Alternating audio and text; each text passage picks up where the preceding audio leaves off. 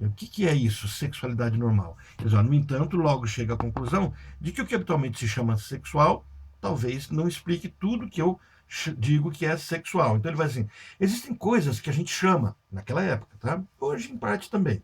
Houve mudanças no conceito, ele mesmo vai mudar. Né? Mas ele vai dizer assim: as chamadas perversões. Vamos definir primeiro perversão para esse Freud de 1916. Perversão, ele está trazendo um conceito de perversão sobre tudo aquilo que não caminha por uma versão correta, por uma versão adequada.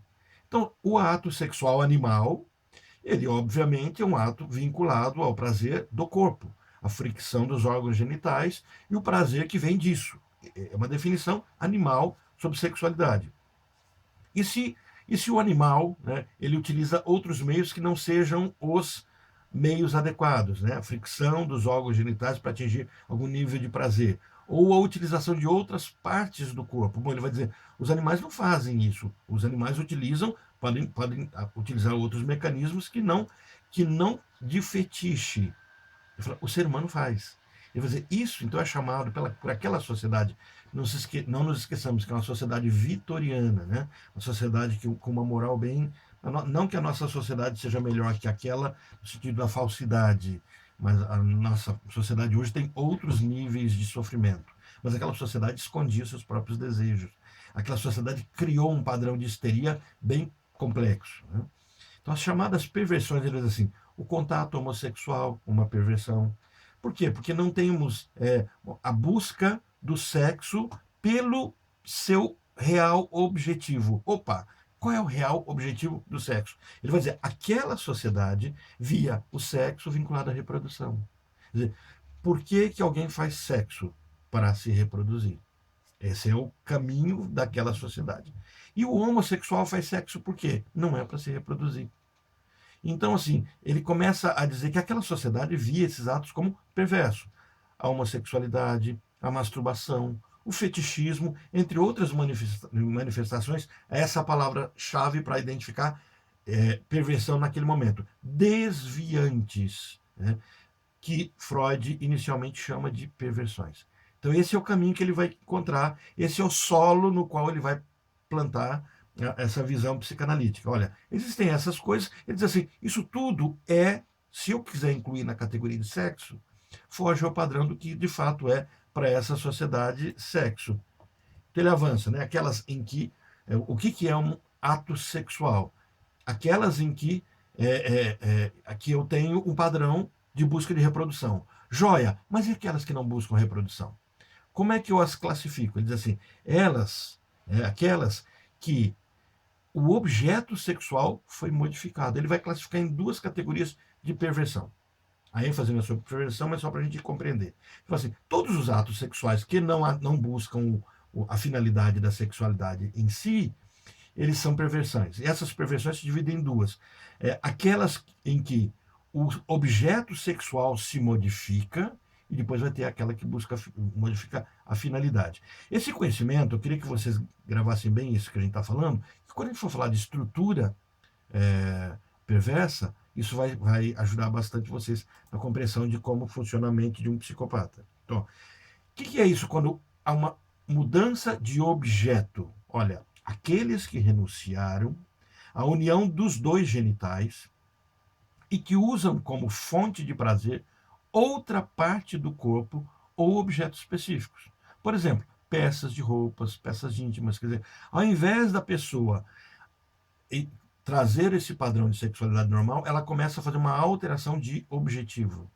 Né? Ela começa a buscar o prazer em alguma outra coisa que não o dito natural. E ele vai dizer, existe um outro tipo de perversão, que é aqueles em que a finalidade sexual é modificada. Num se modifica o objetivo, né? E o outro se modifica a finalidade.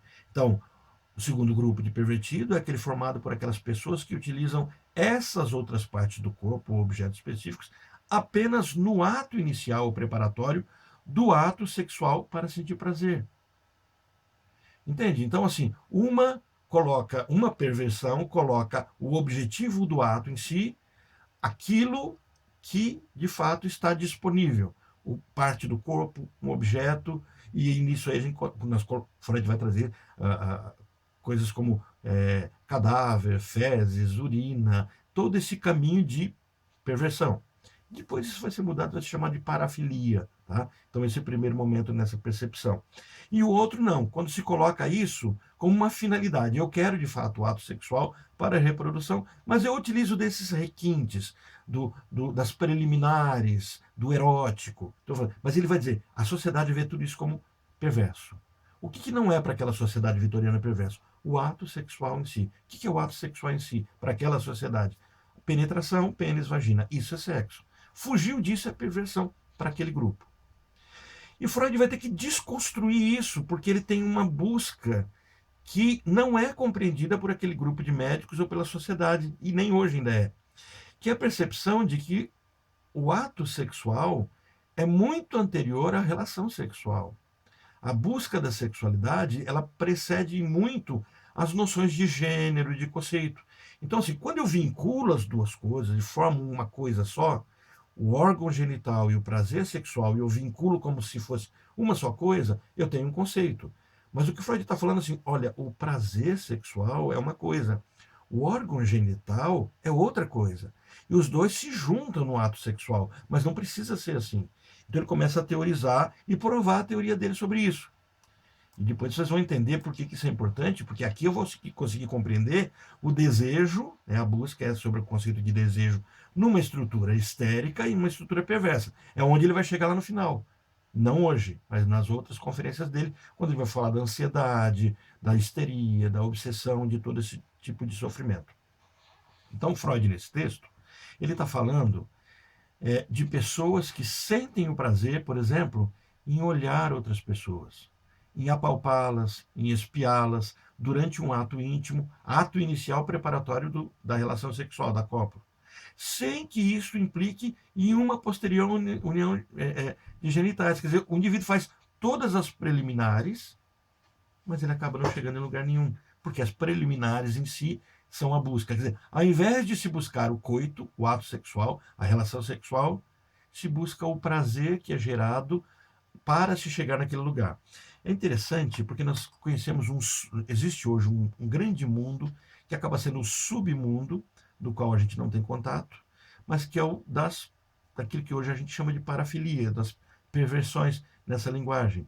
Nós vemos os podólatras, né? As pessoas que idolatram, adoram o pé e buscam o pé, não buscam um ato sexual. O ato sexual não é buscado, busca-se o pé, o fetiche. Busca uma calcinha, busca uma roupa sensual, buscam o sexo oral em si, buscam a homossexualidade. Olha, não é a homoafetividade. Isso na psicanálise é muito distinto, muito diferenciado, né? Homoafetividade e homossexualidade não são as mesmas coisas, né? Apesar de se construírem socialmente juntos, mas existe uma forma diferente de se observar isso, e isso é muito misturado. Então, assim, sem que isso implique uma posterior união genital. Então, nesse grupo, é onde se encontra os chamados sádicos, que sentem satisfação em causar sofrimento aos seus, olha, observa bem, aos seus objetos. O ato de perversão. O ato de perversão é um ato de gozo, onde o outro não é considerado. Essa linguagem não está construída ainda na psicanálise em 1916. Mas o ato em si é esse. O ato perverso é o ato que não enxerga o outro como sujeito de um desejo. Se o outro é sujeito de um desejo, eu sou objeto do outro. Numa relação sexual, o caminho não é, tá? Não é, Lacan vai tirar essa poesia toda, né? O caminho bonito, agradável, poético, era de que um buscando o outro se completasse. Isso é Jung, né? Essa completude, nós devemos evitar essa completude, nós sermos completos em nós mesmos, etc.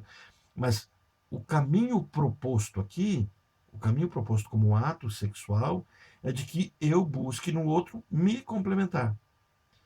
E eu não torno o outro um objeto meu no sentido de ser uma coisa minha.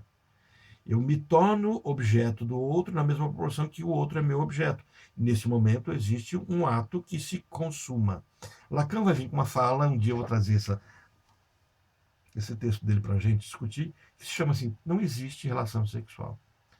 E ele vai trazer isso exatamente na perspectiva do gozo. Então, quando a gente for discutir estritamente sobre o gozo, sobre o desejo, esse tema vai entrar no foco. Quer dizer, não há relação sexual. Por quê? Porque o que eu busco no outro não é o que eu acho no outro, mas é o que eu procuro no outro. Ó, eu não acho, eu procuro. Porque se eu achasse, nunca mais eu procuraria. E por eu não achar, eu continuo procurando. E o outro procura em mim algo que ele não tem nele e acha que eu tenho, mas que nem eu, não é o que eu quero que ele procure em mim. Quer dizer, essa busca do outro que não se encontra ali é o que Lacan vai dizer que vai criar toda a dinâmica do desejo. O poemazinho, amo-te mais em ti do que tu. Amo em ti, né? Amar é dar o que não se tem aqui a quem não quer, não quer o desejo do outro. O que ele coloca nesse grupo é onde se encontra sádicos que transformam o outro em objeto e causam sofrimento nesse objeto. E é interessante, eu quero lembrar de vocês de quando a gente começou a discutir um texto do Dor, do Joel Dor, que falávamos sobre estrutura, onde ele dizia assim, muitas vezes aquilo que se mostra não é aquilo que se é. Não sei se vocês lembram dessa discussão nossa, onde o Joel Dor coloca assim, o voyeur, muitas vezes, não quer ver, ele quer ser visto. Então, o que, que ele faz? Ele assume a posição de ver, dizendo que quer ser visto. O exibicionista não quer ser visto, mas quer ver. E aí ele só faz o caminho inverso. E isso o Dor fala no sentido de que é difícil você traçar um diagnóstico do paciente numa entrevista simples, porque as coisas vão se complicando e descomplicando no decorrer das sessões. O que Freud está trazendo aqui é de que todas as vezes que alguém buscar o ato sexual, naquela visão daquela época, buscar o ato sexual que não seja para reprodução, não é que não seja para fazer sexo homem com mulher, mulher com homem, que não seja para reprodução, o ato em si, para aquela sociedade, não é sexual. É perverso, é pecaminoso, é sujo. E aí ele vai tecendo várias construções. Isso é sujo, é imoral, não é reconhecido, é visto como falta de caráter. As pessoas têm nojo de tudo isso. E ele começa a construir uma teoria nisso, e é interessante, porque ele começa a implicar todos os que não se implicam, implicá-los nessa história. E ele começa a dizer assim, que, na verdade, todas essas coisas que causam repulsa por serem perversas, só causam repulsa porque, de fato, desejamos. Então ele começa a dizer assim, se nós recriminamos alguém cuja sexualidade é questionável, nós só fazemos isso porque, no fundo, essas pessoas fazem aquilo que nós queremos fazer, porém não temos coragem de fazer por valores. Valores nossos, valores do outro. Mas o desejo de ter aquilo que nós não temos, ele existe. E é por isso que nós, muitas vezes, nos tornamos agressivos. Agora, imagina ele chegasse para o povão lá de 1916 e dizer isso. Se você diz isso para pessoas hoje, no século XXI, as pessoas já se assustam, se estranham, né? Recusam. Em 1916 ele foi perdendo cada vez mais o grupo que estava com ele. Então ele diz assim, em meio à descrição das perversões, Freud justifica o aprofundamento nesse tema, alegando que é preciso dar uma explicação sobre como essas perversões, aquelas que eu mencionei agora há pouco, naquela listinha, estão conectadas com aquilo que descrevemos como sexualidade normal. Se a busca dele é sobre sexualidade, e o ato sexual é um ato de busca de reprodução, e o que a gente faz com as pessoas que não buscam se reproduzir, mas buscam fazer sexo? Uma melhor compreensão das perversões viabilizaria uma melhor compreensão da sexualidade normal. Então ele faz um caminho às avessas. Joia, eu não consigo entender a sexualidade pelo viés da sexualidade normal. Se eu pego uma pessoa que se masturba, uma pessoa que tem uma vida sexual normal, com sua esposa, e de repente se vê em situações em que a masturbação começa a existir como uma necessidade, ou como existindo. Como explicar isso? Se de fato o ato sexual em si já se consuma diante daquela pessoa. Então, se ele começa a falar, eu não consigo achar explicação nisso por meio da relação sexual natural, natural entre aspas aí, normal também, normal entre aspas. Então o que ele faz? O caminho inverso. Então eu vou pesquisar não na sexualidade normal, vou pesquisar nas perversões. E vou encontrar nas perversões a construção do que de fato é sexualidade. Então ele vai dizer assim: ambas partem, né, essa compreensão da sexualidade normal e da perversa, né, ambas partem de pressupostos que, do ponto de vista da organização, guardam uma certa semelhança. Diz assim, quando eu olho aquelas perversões, eu percebo que existe uma semelhança organizacional nelas. E ele começa a dissecar um pouco isso. Como é que é essa é... A tela não está mudando? Mudou. Então ele vai começar a dizer que o que ele percebe nas perversões, ele percebe no adoecimento. Então ele faz uma comparação inicialmente com a histeria, depois vai fazer com a paranoia, mas na histeria ele diz assim, ele nos faz relembrar que os sintomas neuróticos são substitutos da satisfação sexual. Ele diz assim, o neurótico histérico carrega do simbolismo ao fetiche. Quando o homem busca um sapato, uma calcinha, um sutiã para se excitar e coloca isso ou como objetivo, de fato, um novo objetivo, ou como uma preliminar, um indicativo para chegar no local sem que o ato seja tanto buscado, ele começa a falar assim: o histérico faz a mesma coisa, a única coisa é que ele não faz isso com os genitais. Porque aquilo que já foi mencionado em outras vezes, e a gente vai depois falar com mais clareza sobre o histérico, o seu corpo todo é sexualizado, menos os seus genitais. Então, ele começa a trazer o conceito da histeria como substituição. O histérico faz uma substituição simbólica. E na neurose histérica, os sintomas podem ocorrer em qualquer órgão. Então ele começa a falar dos sintomas somatoformes, onde o corpo, de alguma forma, se expressa. Existe um desejo, e o desejo não expresso em palavra, começa a se expressar pelo corpo, pela visão, pelo rosto que paralisa, pela mão que formiga, e assim por diante. Começa a dizer que se o corpo do histérico expressa desejo, por que eu tenho que só expressar desejo sexual com os meus genitais?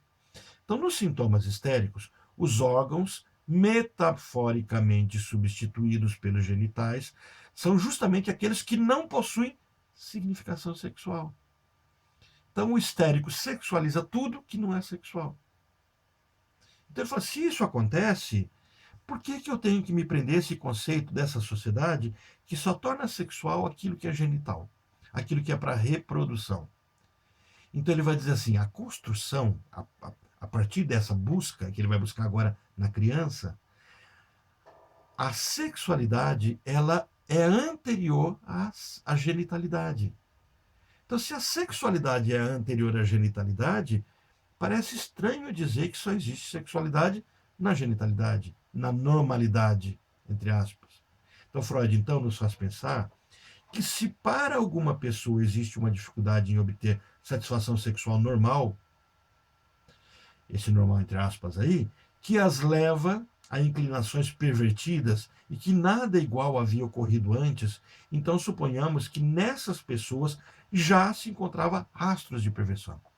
Então, assim, a pessoa não consegue ter uma vida sexual dita normal, com a busca da procriação, e começa a buscar, de alguma forma, fetiche. Precisa de um estímulo extra, se diverte com alguma coisa extra, uma roupa erótica, um ambiente diferente. Né? Eu tenho um paciente que entrou numa crise, arrumou uma amante, e a partir dessa amante, ele se encantou com ela e passou a não ter mais desejo pela própria esposa.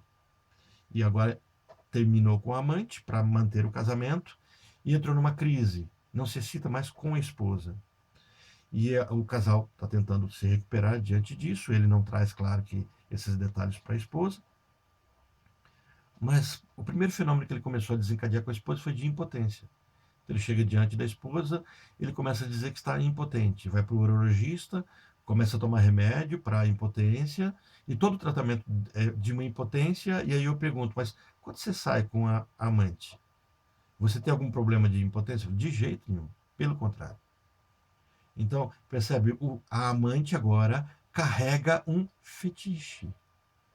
ela deixa de ser, de fato, o ato sexual que seria nessa normalidade com a esposa para a reprodução, e a busca agora passa a ser de um fetiche. Então nós podemos tornar pessoas como fetiches. Não sei se vocês lembram de um quadro que passava antigamente da tiazinha, né? Que tinha uma máscara. Agora para o Covid ficou interessante, né? Só que a máscara no rosto. Então, usava máscara, chicotinho, isso mostrando na televisão, né?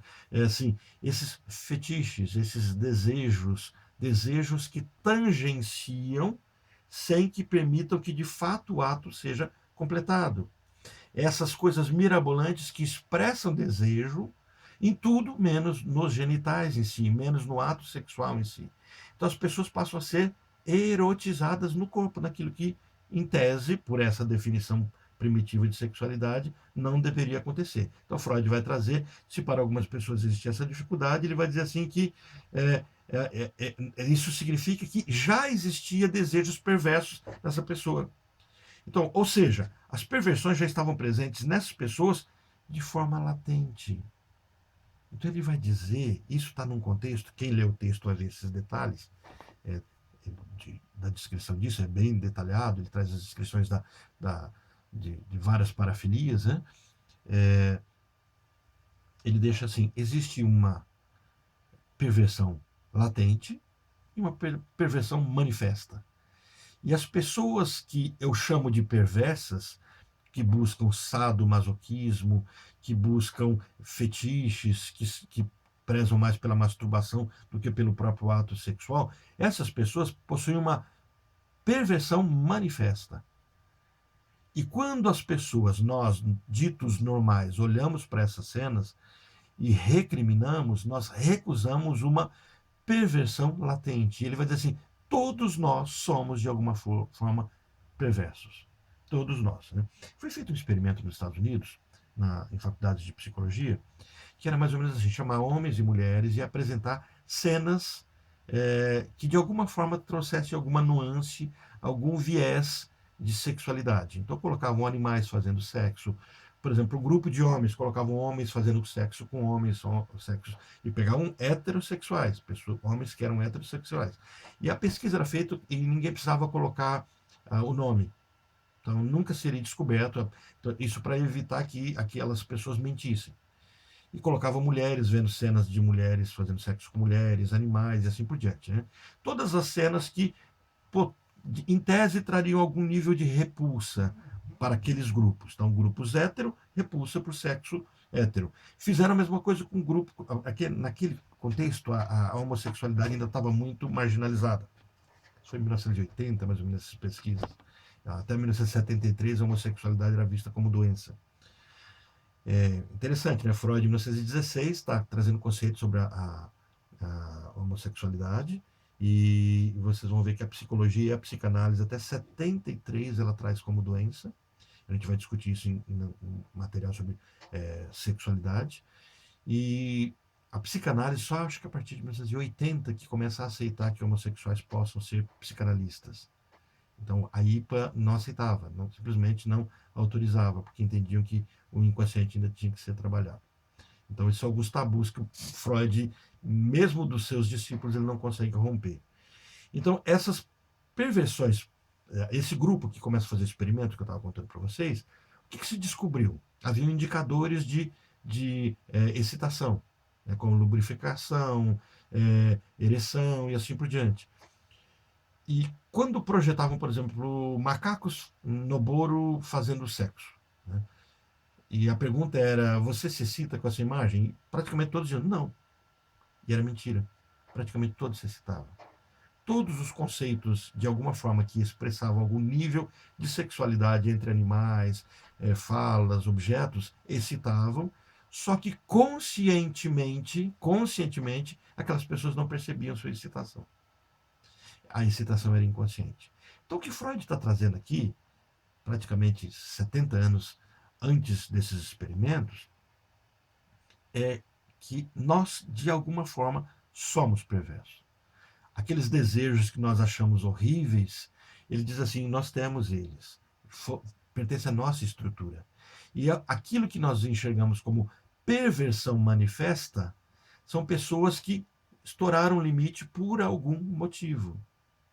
Então, isso justamente, com observação de que crianças e análise de adultos neuróticos, levou Freud a concluir o seguinte: ó, a perversão possui as suas origens na infância, de modo que toda criança demonstra uma predisposição à perversão.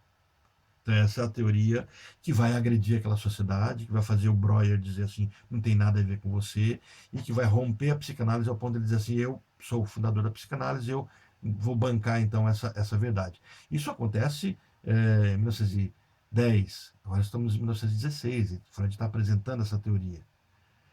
Então, para Freud, a perversão adulta não é nada mais do que uma sexualidade infantil cindida, quebrada, né, separada, em seus impulsos separados. Então, o que Freud está teorizando aqui?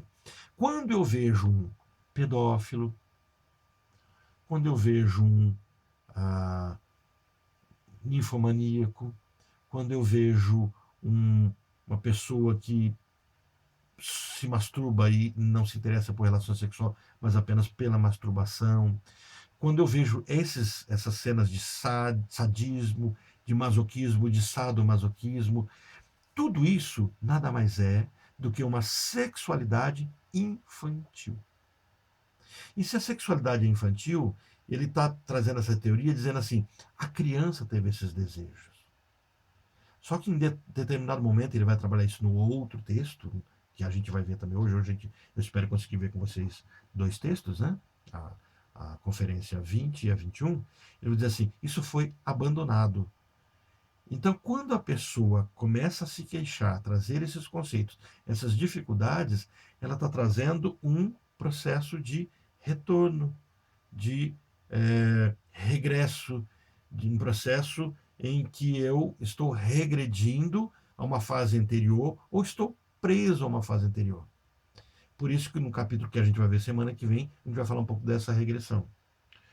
Sobre a homossexualidade, olha como é que ele avança nesse texto. Do ponto de vista da organização, a homossexualidade não é uma perversão. Aquela sociedade tratava como perversão. Ele resgata isso, ele diz assim: os homossexuais não são perversos. Ele vai dizer assim: eles são invertidos. E ele vai dizer o que é inversão depois, quando ele trabalhar aqui essa reprise sobre o Édipo. Então ele diz assim: a busca do homossexual, a busca é perversa, no conceito de que há 2 tipos de perversão: mudança de objeto ou mudança de finalidade. Um homossexual não faz sexo com pessoa do mesmo sexo para a reprodução, mas faz sexo pela busca do prazer. Ele vai dizer, essa busca do prazer, ela é muito anterior à construção do que se compreende como procriação, como ato de reprodução. Então, ele diz, a busca do homossexual é primitiva. Existe um passo não dado, existe uma busca não acontecida. Então ele vai trazer o conceito de que o homossexual, nesse campo, nessa visão, ele é o imaturo que não deseja amadurecer para se reproduzir. E depois, na sistêmica, a gente vai ter até outras visões bem interessantes sobre isso, né? Sobre sistemas que entram em colapso, onde pessoas que pertencem a determinado sistema resolvem simplesmente matar esse galho da árvore dessa família e assim por diante. Mas isso é outro assunto, outra discussão, outra teoria. Só para a gente compreender que talvez a imaturidade seja uma busca interior não vista por Freud naquele contexto. Mas o que ele traz? Olha, de acordo com o autor, há impulsos homossexuais nos neuróticos e também nos psicóticos. Quando ele vai trabalhar o texto do caso Schreber, ele fala da paixão de Schreber pelo seu médico. E Schreber é um heterossexual, casado, só que a crise dele faz com que ele tenha desejos homossexuais. Então, eu vou dizer assim, casos complexos de neuroses carregam desejos homossexuais. Tem um filme, vale a pena, quem não assistiu, assistir. É chocante essa cena que eu vou comentar desse filme. É chocante. Não que você veja alguma coisa chocante, mas assim, o imaginário da cena chama-se Beleza Americana. Então, quem não assistiu, acho que vale a pena assistir. E tem um momento em que o pai perde o filho sai de casa, ele imagina que o filho está saindo de casa por conta de um relacionamento homossexual, Ele fantasia isso, ele vê cenas do filho com o vizinho que ele interpreta como atos homossexuais, e na verdade ele está lidando com uma homossexualidade dele, esse pai. E em determinado momento, então, ele procura o vizinho, não vou dar spoiler muito forte, mesmo porque eu não lembro de tantos detalhes do filme que eu assisti faz muitos anos, faz tipo 20 anos, 25 anos, né? Mas vale a pena assistir, tá? Beleza Americana. Esse é um filme clássico para se assistir. Não podem ninguém morrer de Covid. Ninguém vai morrer de Covid. De Covid sem ter assistido esse filme. Que brincadeira mais horrível. Então, do ponto de vista da organização, todos caminham nisso. E ele vai dizer assim: não existe perversão para a homossexualidade, mas existe aquilo que ele chama de inversão. Sendo assim, a questão da homossexualidade aparece apenas como uma inversão do objeto e não como uma organização perversa. A homossexualidade, dessa forma, pode aparecer em qualquer organização. Por que eu mencionei para vocês que o texto precisa ser lido todo, a conferência toda? Porque se um homossexual lê o início dessa conferência, ele para nas 2 primeiras páginas, ele já cria uma algerize e abandona aquilo, porque Freud traz os conceitos sobre a homossexualidade do século XIX, século XX. Ele precisa ler todo o texto e interpretar o conceito de como que Freud está falando sobre isso. Eu estava numa palestra na UEL, fazendo um curso lá, né, como aluno, e com um grupo de alunos também nós fizemos uns módulos de psicanálise para familiar. Foi bem interessante. Mayra Bonafé, que estava coordenando, era o pessoal do mestrado, e tinha um rapaz que era homossexual, e ele começa a falar de Freud. E eu não gosto de Freud, acho ele muito tradicional, muito conservador, ele despreza os homossexuais. Ele nunca tinha lido Freud para falar isso, né? É o oposto. Freud tenta trazer dignidade a um grupo de pessoas que é neurótico, é normal e que tem sua realidade que precisa ser resolvida com eles mesmos. Seu sofrimento não é da sexualidade, mas é de algo que causou também essa sexualidade. Então o autor traz no texto, exemplos de histeria e de paranoia relativos a tal questão. Então ele começa a trazer alguns conceitos que mostram desejos homoafetivos ou homossexuais de pacientes seus que não eram homossexuais. Então, quando as pessoas começam a ter repulsa muito grande, isso implica uma homossexualidade, isso pode implicar uma homossexualidade latente, não manifesta. Isso não os torna homossexuais, porque Freud diz assim, nesse sentido, todos nós somos. Né? E só trazendo um vínculo sobre isso, quando ele fala de homossexualidade, a gente já falou sobre isso, ele vai deixar muito claro que existe uma fase homossexual para todo mundo. Trazendo Násio nessa discussão, ele diz assim, quem não foi homossexual vai ser um dia. Então você tem que escolher, já foi ou vai ser? A brincadeirinha que eu me lembrei agora de um dia, o Almir na aula, eu falei assim, Almir, você tem que falar para ele é pastor, né? Falar com as suas ovelhas, que é melhor você ter já sido do que você ser, porque senão vão te expulsar da igreja. Né? Então existe aquela fase do clube do bolinha, clube da luzinha, a gente já discutiu sobre isso, que é uma fase que é chamada de homoafetiva. Então, olha, o que se impõe aqui é, então, que a sexualidade vai muito além da função reprodutiva. Essa é a proposta do Freud. Então, por isso que eu sempre falo para vocês, quando Freud está falando de sexo, ele não está falando de sexo, relação sexual, isso que a gente está vendo na sociedade, esses atos sexuais. Os senhores cometem, a frase do Freud, tá? Os senhores cometem o erro de confundir sexualidade com reprodução, o que lhes barra o caminho para o entendimento da sexualidade, das perversões e das neuroses. Então, da sexualidade, das perversões e das neuroses. Ele lista 3 itens que ele está trabalhando. Então ele precisa compreender a sexualidade. Não dá para compreender a sua sexualidade a partir da sexualidade do adulto, que já é cheia de tabus e de conceitos construídos. Então o que ele faz? Então vamos entender o momento em que nós fomos perversos. Então as teorizações psicanalíticas acerca da temática partem da sexualidade infantil. Então ele começa, vamos olhar para a criança. Naquele momento em que a criança não tem filtro, não tem conceito de certo e errado, existe apenas um corpo acontecendo. Então, e do conceito de libido. E aí agora ele traz também uma definição de libido como energia sexual, né, e que se manifesta através da pulsão. Então, vida é pulsão. A libido tem esse conteúdo. A libido é o nome da energia pulsional. Então, se eu tenho vida pulsional desde meu nascimento, essa é a proposta freudiana. Desde o meu nascimento eu tenho sexualidade. E é por isso que para a psicanálise não se fala de sexualidade só a partir da adolescência. A adolescência nada mais é do que um reprise, um repassar, um, um, uma autenticação daquilo que foi construído. A adolescência não é um momento de construção. A adolescência é um momento de ratificação ou retificação. Em tudo. Né? É por isso que não se fala na psicanálise que alguém é homossexual antes de completar a adolescência. Porque ele está ratificando, ele está confirmando. É por isso que não se fala de heterossexualidade ou homossexualidade antes que se complete todo o processo. Por quê? Porque tudo está em revisão. Passando a adolescência, 18 anos seria a adolescência biológica, hoje nós temos a adolescência funcional, um marmanjão de 50 anos, sustentado pela mãe, que acaba vivendo adolescente, não quer sair de casa, não quer casar, não quer se reproduzir e vive só no fetiche. Nenhuma indicação aos nossos. Como é que é a turminha que está no quebra-quebra mesmo? É os.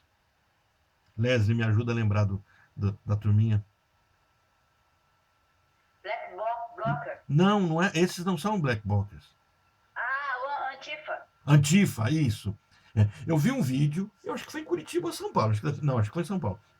Onde um pai vai buscar um moleque no meio da rua, todo.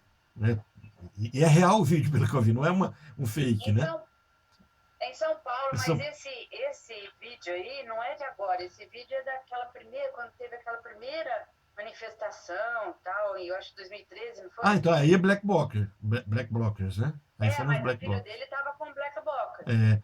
Então E tem um outro vídeo de uma mãe nos Estados Unidos que também pega, mas é naquela época lá. não é dessa turminha. Mas é interessante isso, né? São os adolescentes eternos, né? E dá-lhe papo na cara até o cara sair da manifestação, mas sozinho com a mãe. Eu tive um assistido, né? Uma pessoa que eu assisti, que eu trabalhei, acho que eu comentei já com vocês, que eu tinha que interná-lo, e ele tinha 50 anos de idade. Não, ele tinha 45 anos. Por que eu me lembro? Porque ele tinha a minha idade, e acho que eu tinha 45 anos na época. E eu tinha que procurar um local para ele passar a noite, porque ele não podia ir para casa dele, ele tinha ameaçado a mãe dele. E dos dois, ele ia para cadeia ou eu conseguia um local para ele ficar. E eu consigo descobrir um local de um amigo dele. Aí eu falo para a mãe dele tem 80 anos, tá ali o promotor, o defensor público, o juiz, e eles todos esperando que eu descobrisse aí. E falou: olha, eu consegui, ó, até a casa do fulano. Aí a mãe falou: não, para lá ele não vai. Eu falei: mas por quê? Ele falou assim: porque é igual ele. Eu falei assim: mas ele é um psicólogo. Ele se apresentou como psicólogo, está na casa. Que psicólogo? Ele é psicólogo formado, mas ele não trabalha, a mãe que sustenta, mora na casa da mãe, os dois são companheiros de droga. Falei, esses eternos adolescentes. Voltando para cá, do conceito então, de libido, que é a energia sexual, que se manifesta através da pulsão. Poxa, gente, a pulsão começa quando a gente nasce. Acabou de nascer, o que te movimenta para a vida, e a gente pode até ir para o período até intrauterino, né? Pulsão de vida que te movimenta para viver, construir a mente, construir o mundo, é libido. E dizer que fulano só tem libido a partir do momento que ele tem vida sexual genital é, no mínimo, esquecer que você teve uma vida libidinosa do momento que você nasceu. E aí, pior ainda, dizer que a vida sexual de fato só inicia quando os atos sexuais estão ligados à reprodução, isso traz aquela sociedade toda neurótica em sofrimento. Então, assim, isso não tem nada a ver com dizer quando se começa uma vida sexual. Isso são outros conceitos. E são conceitos, inclusive, sociais, não tem a ver com psicanálise. O que a psicanálise coloca é: precisamos olhar para as crianças para compreendermos como é que funciona a sexualidade dos adultos. E para entendermos que aquilo que nós recusamos nos adultos, ditos perversos, é exatamente o que nós, como quando criança, fazíamos. Então, analisarmos o fato de que uma criança possui sexualidade. Isso era uma proposta nova, né? Isso é uma proposta nova até hoje, né? A grande parte da sociedade recusa essa noção de que crianças têm vida sexual. Analisarmos o fato de que uma criança possui sexualidade, Freud demonstra que a sexualidade infantil é do tipo pervertido. Para o autor, há nessa fase da vida a perversão polimorfa. Essa é a frase do Freud. Do Freud, né? A criança é um perverso polimorfo. Quer dizer, ele executa a perversão dele de várias formas. E o que então é perversão nesse sentido? É coisificar o outro. Lembra? Se o objetivo da sexualidade plena, completa, é de fato um vincular-se a outra pessoa e fazer essa busca do outro não como uma coisa em si, mas como um objeto do qual ele também é objeto, esse vínculo de dois sujeitos. Quando nós temos que um utiliza o outro é um objeto coisa, não é objeto na relação objetal, é objeto coisa, inanimado, sem desejo, não é sujeito de si. Então, quando esse ato é feito, isso inclusive vai dar amparo para as construções do que é o estupro presumido, o estupro de vulnerável, a questão da violência contra animais, né, o sexo com animais, e assim, todo esse caminho, né, começa a se deixar bem construído a partir da perspectiva freudiana de que o ato de perversão é um ato que invalida o outro como pessoa e torna o outro simplesmente como sujeito, torna o outro como uma coisa. Então, para o autor, há nessa fase da vida a perversão polimorfa. A criança faz isso. A criança não quer saber se a mãe tem leite ou não tem leite, ela quer mamar. A criança não quer saber se tem tempo ou não tem tempo para ela quer atenção. A criança não quer saber se agora pode ou não pode fazer cocô, ela faz. Ela não quer saber se agora pode ou não pode comer, ela quer comer. Então, assim, ela usa do pai e da mãe, só que ela é criança, ela não está construída ainda. Quando isso acontece numa estrutura de adulto, isso é perverso, isso é de psicopatia. Mas quando isso acontece dentro de uma estrutura, a palavra usada por Freud é que é de organização, de uma organização ainda infantil, isso é natural. Aí ele vai dizer assim, e aquele perverso? Aquele cara que ao invés de fazer sexo com uma mulher, ele pega um sapato, faz sexo com o sapato.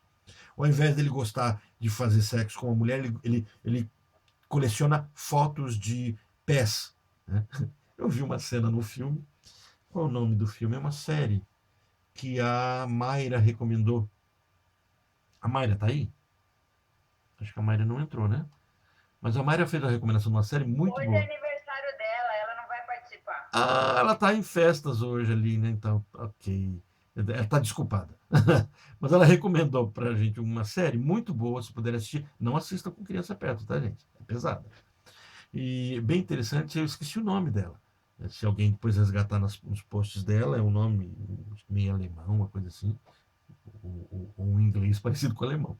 E eu não eu olhei muito rápido. E assisti alguns episódios, e é interessante, por exemplo, uma professora chega na escola, o colega dela, um outro professor, está na sala de professores, de repente ele leva um susto, levanta a calça, abotoa a calça, e aí ela olha, tem uma revista de lingerie. Ele estava olhando uma revista de lingerie se masturbando. Né?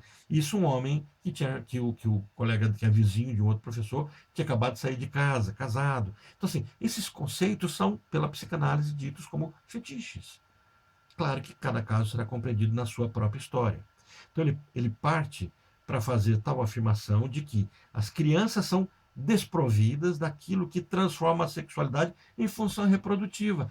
A criança tem libido, a criança tem desejo, a criança busca prazer, ela é pulsional, mas nada disso está vinculado com a reprodução.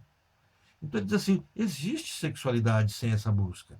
Sendo assim, é importante ressaltar que o abandono da função reprodutiva e a permanência da obtenção de prazer é um aspecto comum a todas as perversões.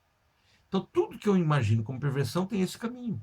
Eu não tenho a busca reprodutiva e eu tenho simplesmente a busca pelo prazer. Opa, Freud colocou no mesmo pacote o homossexual, que faz sexo do homem com homem, mulher com a mulher, que não buscam reprodução por uma questão óbvia. Né? Ela pode até, esses casais homossexuais, homoafetivos, podem até dizer que querem engravidar de alguma forma, mas assim, essa é uma busca é, é, de uma fantasia, não é fantasia no sentido deplorável, uma fantasia no sentido chacota. A fantasia porque existe uma fantasia construída, preciso construir uma família. É um fantasma que se constrói, é um desejo. Fantasia tem a ver com desejo. O que Freud vai dizer assim, o mesmo ato de um homossexual fazer sexo com outro homem, um homem com outro homem, uma mulher com outra mulher, se um homem faz com sexo com uma mulher hétero, mas que não haja pretensão de reprodução, o conceito é mesmo, é de perversão. Então, por outro lado, ó, lembrando, a discussão não é moral, por isso que eu falei, é um texto só para os fortes. É um texto para pessoas que já estão entendendo a psicanálise, estão compreendendo onde Freud quer chegar, porque o próximo passo, daqui a 2, 3 conferências, é ele mostrar claramente como é que isso vira sintoma, como é que isso adoece as pessoas, como é que as pessoas sofrem por questões da sexualidade delas. Então, por outro lado, é característica comum a todas as perversões o fato de elas terem renunciado à meta de reprodução. Então, assim, quando eu busco fazer sexo porque é gostoso, eu esqueço de que o sexo, biologicamente falando, é feito para reproduzir. A sexualidade infantil não é barrada pela castração. Então ele diz assim, por que é que o perverso tem a ver depois, por que eu vou pegar a mesma imagem da perversão, Freud, tá? E trazer o conceito de fetiche e reconstruir isso no comportamento de psicopatas? Porque a perversão sexual, ela ignora a existência da castração, por um motivo muito simples. Lembra, perversão, que nós vimos a definição agora há pouco? É um desvio do objeto ou da finalidade.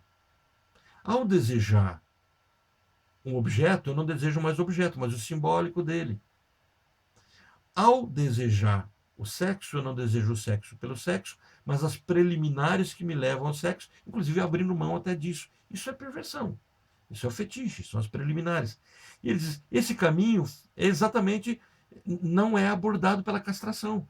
Porque uma criança, nesse comportamento, poderá manter seus desejos perversos, mesmo com a proibição de que tenha mãe. Porque na perversão, nesse tipo de perversão, a pessoa desejada não é vista.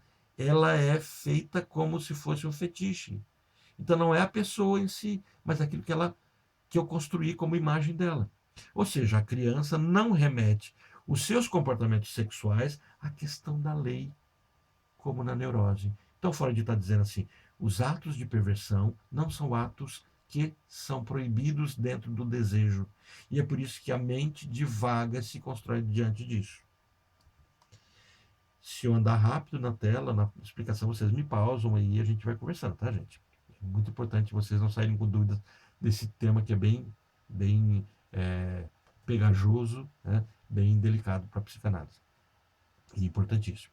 Então é importante diferenciar, diante das informações apresentadas, que a característica primordial das perversões vai ser o fetichismo. Sabe aquelas brincadeirinhas de dia dos namorados, calcinha comestível. É, eu lembrei de coisa que paciente me contando que eu não posso contar com muita clareza, né? Mas assim, eu lembrei o paciente ganha da esposa aquelas bolinhas de gel. E ele nunca tinha visto essas bolinhas de gel. E a esposa entrega para ele e coloca na boca dele, né? Com a intenção era outra. Ele morde e fala, mas o que é esse óleo, né? Todo estranho, que acabou com a noite, acabou com o romantismo, acabou com o fetiche. O fetiche existia ali, da mulher, e ele não conseguiu fazer a leitura por uma questão social, né? Cultural ali. Mas só para a gente compreender, esse mundo de sex shop, ele eu me lembro agora de uma outra cena que aconteceu. Minha cunhada e minha esposa são professoras, foram convidadas por umas professoras para irem a uma palestra. Aí elas entenderam, interpretaram que era uma palestra. Eu não sei se o William tá aí, se o William estiver aí, ele vai lembrar dessa cena. É, Convidados para uma palestra de pedagogia, se vestiram, tá? Uma palestra de pedagogia. Aí eu estava dando aula, de repente, eu acho que o William estava numa dessas aulas, de repente elas mandam um videozinho da palestra que estava assistindo. Era uma palestra de sex shop, era uma professora que estava vendendo coisas de sex shop, convidou as colegas para ir nessa, não era palestra, exposição de produtos, né? Esse mundo sex shop, ele existe porque todos nós temos fetiche. alguns aceitáveis, alguns não aceitáveis, alguns, né, que assistam 50 tons de cinza, e a gente vai ver um pouquinho dessa brincadeira e desse mundo virtual, né, desse mundo que traz fetiches. Então é importante diferenciar, diante das informações apresentadas, que as características primordiais da perversão vai ser o fetichismo. E o que é fetichismo? Olha, substituição de um objeto, que aqui o autor classifica como função reprodutiva, por outro. Então, assim, ao invés de eu reproduzir, eu troco a reprodução por alguma outra coisa. Por um brinquedo, por um prazer, por um objeto, né? Eu me lembro de uma paciente minha que ela nunca atentou para o detalhe da fala dela. Ela é uma afetiva, e estávamos trabalhando por que ela tinha se tornado homoafetiva. Falou: Orlando, mas tornado não nasce assim? Não, não nasce. Ninguém nasce nem hétero, por que tem que nascer homo? Então, isso é uma presunção, uma arrogância de grupos de psicologia que não suportam a sua própria estruturação. Então, quem acaba tendo preconceito são exatamente as pessoas que precisam colocar pessoas que tomam decisão como vítimas, né? Então, essa minha paciente, ela a discussão era essa: quando é que ela se torna e por que se torna homoafetiva. E a homoafetividade feminina tem dois caminhos. Essa é o tardio, tem aquela que é da adolescência, tem aquela que é da maturidade. Essa, depois de uma mulher madura, com filhos, tudo, ela acaba tendo uma vida afetiva com uma outra mulher. E ela comentando como é que eram os fetiches delas, ela, em determinado momento, ela se lembra que ela chamava a parceira dela, a esposa dela, de filha. E aí eu perguntei para ela: a relação então é incestuosa? E ela nunca tinha pensado nisso, que a busca dela na relação era por uma mãe ou por ser mãe. Os filhos haviam morrido, então tinha todo esse contexto. Entendem? As coisas que se passam na mente humana muitas vezes não são percebidas porque não podem ser percebidas. Não podem ser vistas porque são censuradas de imediato. E no processo analítico isso vem à tona, e ao vir à tona, ela tem essa percepção: poxa, então na verdade a busca minha e dela era de maternidade, porque de fato essa era a busca. Isso não torna os comportamentos sexuais que estão para além da reprodução, né, é, comportamentos errados. Não é esse o caminho. A sexualidade vai além da função reprodutiva. E os comportamentos sexuais também. Então, trata-se aqui de pensar em um outro ângulo e de analisar caso a caso. Retornando às investigações sexuais da criança, Freud destaca que a observação acerca da atividade sexual de uma criança pode começar antes dos 3 anos. Ele vai recuar bastante. Olha, primeiro traz o exemplo dos meninos. Aqui ele repete a questão do Édipo. Então ele vai trazer para aquele grupo de médicos o conceito de Édipo. Ele vai dizer assim: olha, quando um destes descobre que as mulheres não têm pênis, ele supõe que um dia elas tiveram, mas que esse caiu ou foi cortado. Por que a criança faz essa construção? É fácil de se perceber, porque a construção nunca é feita pelo não ter, mas o ter e perder. Porque o modelo do mundo para o menino é o menino. Porque, inclusive, ele foi feito pelo modelo do protótipo de mundo. Eu construo o mundo fora de mim, agora eu construo um olhar, esse olhar me constrói, e eu sou, então, a imagem e semelhança daquilo que eu construí. Então, eu tenho uma questão objetal. Eu e o tu construído. Nesse processo, esse menino agora vê o mundo com o olhar dele. Isso fica claro no caso do pequeno Hans, quando o pequeno Hans começa a olhar todos os seres vivos e busca em todos os seres vivos pênis. Em todos. E chega para a mãe dele, ele nunca tinha visto ela nua, e ele diz assim: mamãe, você tem pênis, né? E a mãe diz: tenho. E aí ele diz assim: e o seu pênis deve ser grandão, porque você é maior que eu. Então é interessante essa fantasia que a criança tem sobre o pênis. Mas no momento em que a criança vê a nudez da mulher, ou deduz a nudez da mulher, trazendo o conceito de Lacan, não precisamos O mito todo ter acontecido, mas apenas uma parte dele, e isso tudo se resolve, né? Então, nesse momento, ele simplesmente deduz: perdeu, foi cortado. Então, essa é a angústia que Freud trabalha, na questão da angústia de castração. Não há um medo de castração, existe uma angústia. Puxa, é possível perder. Então, mais tarde, amedronta-se com tal possibilidade. E qualquer ameaça feita sobre seu órgão genital gera um retraimento nele. Quando os adultos brincam: ó, vou cortar, ó, o pipi, eu vou cortar, tira a mão do pipi, senão eu vou cortar. A criança se retrai, porque na visão dela, na fantasia, existem pessoas cortadas. Aí o menino, então, entra no complexo de castração, que está diretamente relacionado à saída do complexo de Édipo, isso no menino. E, consequentemente, na organização psíquica da criança, pois é o que posteriormente implicará em um posicionamento diante do desejo da mãe e nas questões posteriores às relações e relativas ao final do Édipo. Então, esse caminho de piano pressupõe que antes do Édipo acontecer, havia sexualidade. Essa é que ele busca. No caso das meninas, ele só está, estou falando rápido, porque esse assunto nós já exploramos bastante ele, né? A construção do Édipo.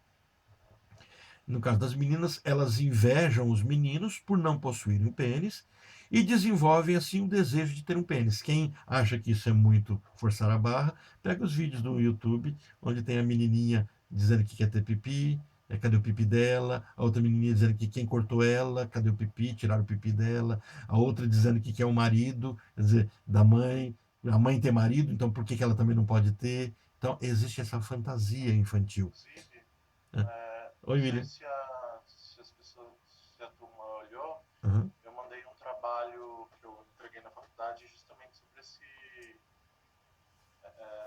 Do texto, essa né? questão. Uhum. É. Ótimo. Você mandou no grupo agora? Não agora, mandei acho que uma semana atrás. Não, depois No vamos dar dia uma que eu olhadinha. entreguei o Uhum. trabalho, eu mandei pra turma também. Que é a análise daquele texto do Freud também, né? Qual que era o título do texto mesmo que você me falou? Você lembra? A diferença anatômica Isso. do sexo, alguma coisa assim. Uhum. Que trabalha bem esse conceito, né? Esse assustar da criança. Você lembra desse episódio que eu tinha falado do sex shop da sua mãe e da Cirlei? Lembro. Então, voltando para o texto, então. Então, gente, se alguém não recebeu esse trabalho que o William está falando, só relembra e ele manda de novo para o grupo, tá? Então, de acordo Ó, com o eu tô, autor. Hã? eu tô aqui com o título do trabalho do Will. Hum, Algumas consequências psíquicas da diferença anatômica entre os sexos. esse mesmo. Isso é ótimo. William, se der tempo, você podia até falar alguma coisinha já do trabalho especificamente, é, trazer para a gente alguns conceitos que você viu nele. Deixa ele na ponta da agulha aí. Teria que ser por agora. Hoje eu saio um pouquinho mais cedo, porque eu tenho Certo. aula agora 8 horas. Certo, deixa eu ver qual tela que eu tô. Deixa eu ver se dá para terminar. A gente tá. Ih, tem mais 3 telas só. Tem mais 3 telas e eu cesso aqui e você fala um pouquinho do que você leu, tá? Dá tempo sim. Então, no caso das meninas, elas invejam. Vai ser interessante que vai bater certinho com o fechamento disso aqui, porque depois já entra na outra conferência. Elas invejam o menino por não possuírem um pênis e desenvolverem assim um desejo de ter pênis, né? De acordo com o autor, esse fenômeno se desdobra em um desejo de ser homem, o que pode transcorrer em um problema relativo ao papel feminino na idade adulta na neurose. É interessante a gente ver isso. E é interessante a gente perceber, fazer uma leitura crítica sobre o feminismo. Não estou falando mal da esposa do Sartre, né? Em que queima sutiã, coloca sutiã, ou coloca o sutiã na panela de pressão, aquela coisa, aquele ritual todo que aconteceu. Aqui tem uma perspectiva social, sociocultural, de mulheres invalidadas na sua humanidade, etc. Ninguém está questionando isso. O caminho que se vê é a percepção de que o feminino é o feminino, precisa ser valorizado. E no momento em que a mulher se torna masculina, é engraçado que ao invés dela dizer assim, somos iguais, ela está dizendo assim, ser feminino é inferior. E assim, existe um caminho da inveja acontecendo dessa masculinidade. É bem interessante isso. Freud traz a questão de que o interessante sexual das crianças está primordialmente ligado ao fato de querer saber de onde elas vêm.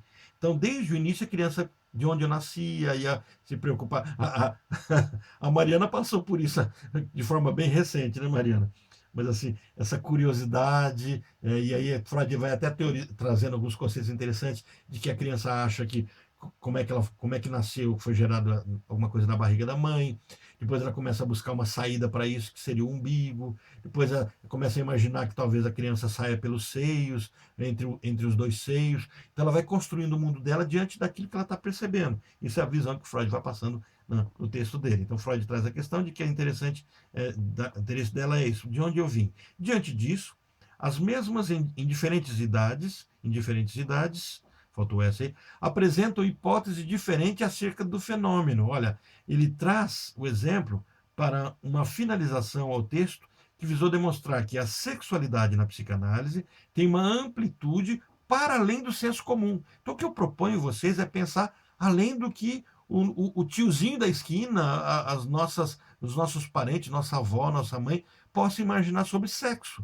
Né? Quando a gente propõe-se a escutar sobre a sexualidade do paciente, e eu compartilhei com vocês a história do meu paciente, que é, não o que eu falei hoje, mas que eu falei na outra, acho que na semana passada ou na retrasada, de que ele, por um processo de ejaculação precoce, ele começa a não fazer sexo com a esposa, e no atendimento que eu fiz ele essa semana, eu perguntei como é que está essa questão, ele falou assim, olha, eu faço sexo com a minha esposa já há uns 2 meses, né? Mas como é que você... Não, a gente está bem, a gente dorme junto, e só que aí ele falando assim, existe uma dor que ninguém toca, eu não toco na minha dor, nem ela tem medo de novamente eu decepcioná-la, então ela não toca na minha dor nesse sentido.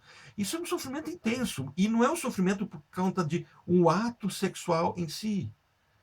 Há N casos de pessoas, acho que ah, vocês comentaram na outra aula também, acho que foi nessa turma também, sobre a questão da sexualidade, comentaram sobre pessoas que há vários anos, casamentos de 10 anos, onde a pessoa está virgem ainda, né?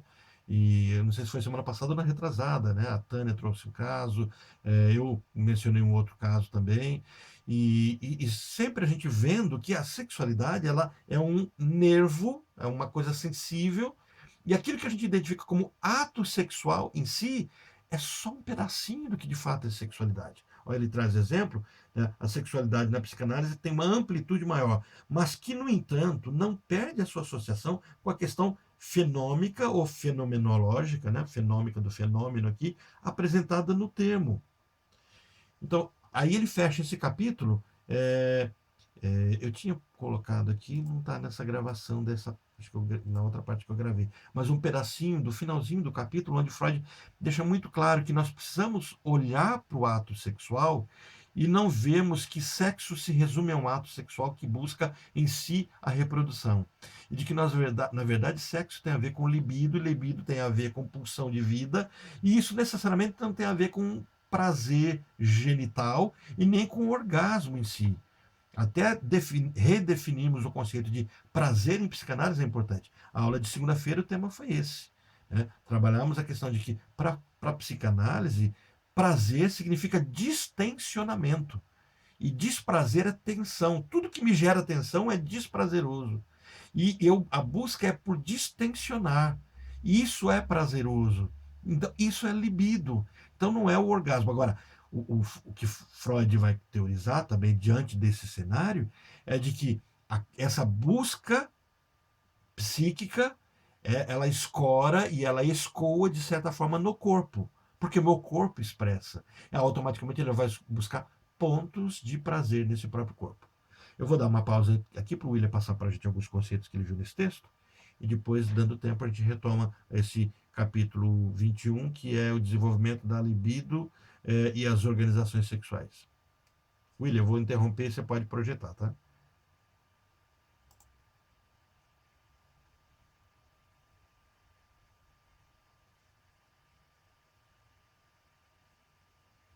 Mas eu não tenho o que projetar, não. É mais uma conversa. Então, se quiser, você pode projetar o seu texto. Mas se quiser achar Só na conversa. Bom, Tá. então começa dizendo o que você conseguiu perceber nesse texto que acho que é relevante para trazer para Então, lá. o texto ele aborda principalmente a questão da diferenciação na elaboração do complexo de Édipo, tanto na menina quanto no menino. Uhum. Então, e como isso influencia, né? E como isso vai trazer como isso vai impactar na vida, principalmente da menina, que começa falando sobre a, a inveja que existe da menina no pênis, né? E aí ele vai explicando isso da mesma forma como que ele explica nos 3 ensaios, né? Ele vai afirmando que existe esse paralelo, que não existe esse paralelo entre os dois sexos, no contexto de o menino passa por um tipo de complexo e a menina passa por outro tipo de complexo. Não, o complexo é o mesmo, Uhum. é elaborado o complexo de Édipo da mesma forma, só que, por exemplo, quando chega a parte da castração, a menina percebe que ela já é castrada. Então é onde gera o ódio dela em relação à mãe, e aí inverte, porque até então, até ela perceber que enquanto ela espera o pênis dela crescer, ela ainda tem na mãe o objeto de amor.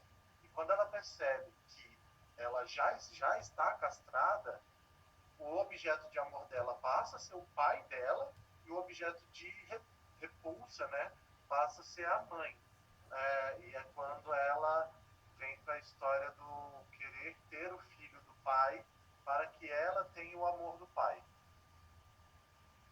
Então, tem algumas consequências que ele fala que eu achei bem legal, que eu até destaquei no texto. É o sentimento de inferioridade, que é o desprezo do masculino em relação ao feminino. Então, é o menino que percebe que a menina não vai ter o pênis, o menino que vê e ele se sente superior no sentido de eu tenho pênis, eu tenho falo, eu tenho poder, você não tem. 2 é o ciúme das mulheres, que é esse deslocamento da castração para a inveja do pênis, né? Então a menina ela vai sentir inveja porque o pênis dela, ela primeiro, antes da inveja vem o sentimento de tristeza, né? Não é bem a tristeza que eu queria usar, mas eu vou explicar. Porque ela fica na expectativa do crescimento do falo e o falo não cresce. Então ela percebe que já é castrada e aí sim vem o sentimento da inveja, a inveja fálica, né, que ele fala. Depois vem em terceiro ponto, vem o afrouxamento da relação menina-mãe, que é quando a menina para de projetar na mãe o objeto de amor e começa a projetar nela, responsabiliza a mãe por ela não ter o pênis. Então ela não tem o falo por culpa da mãe. E aí vem por último, e que é o ponto mais importante, é o abandono da sexualidade clitoridiana, que é o afastamento da masturbação e da masculinidade. Que é quando a menina começa a não mais se tocar da forma com que ela se tocava, esperando que fosse um pênis, esperando que ela fosse um menino, esperando que ela tivesse o falo dela. Então, ela se afasta disso, entende que ela não vai ter o pênis, e aí sim que ela vai entender que o desejo de possuir o pênis não vai ser realizado. Há o deslocamento da libido e aí a mãe, que era objeto de desejo, passa a ser objeto de desprezo e a menina transforma o objeto de desejo no pai. Então, quando a gente fala do encerramento do processo do complexo de Édipo, da elaboração do processo do complexo de Édipo, os meninos, o complexo de Édipo se encerra na castração, diferente das meninas, que ela tem uma intenção pré-edipiana entre a filha e a mãe, porque a castração nas meninas é a castração que introduz o complexo de Édipo. Então a diferença é só essa, que enquanto nos meninos se encerra na castração, as meninas começam o processo do complexo de Édipo percebendo que elas já estão castradas. Então, ele vai dissolvendo nos meninos e deixa a herança de um superego estruturado.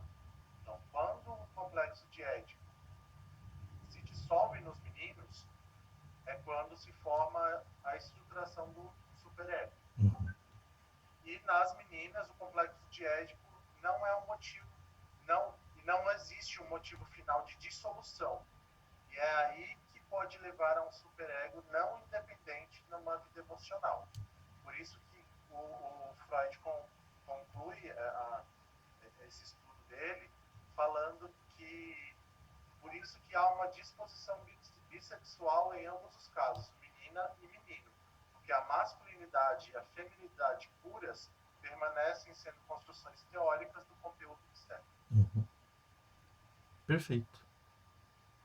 É interessante também fazer esse vínculo quando você colocou essa questão da substituição do amor da mãe pelo amor do pai e a condição de que para ter o amor do pai precisa ter o filho do pai, que na verdade é um deslocamento dela em relação à condição de filha, e automaticamente o fetiche começa a existir.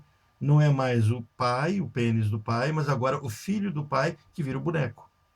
Então ela consegue coexistir com esse fetiche. Excelente, Mackenzie.